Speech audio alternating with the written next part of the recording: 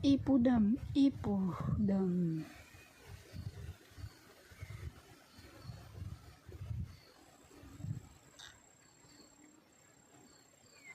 Napakalinis ng tubig dito, guys.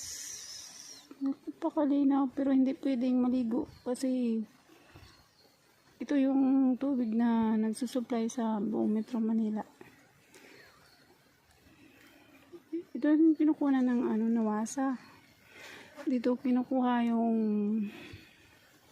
tubig at sinusupply sa buong Metro Manila. Oh, I see. Ang ganda, ang linis. Grabe. Napakaganda dito, guys.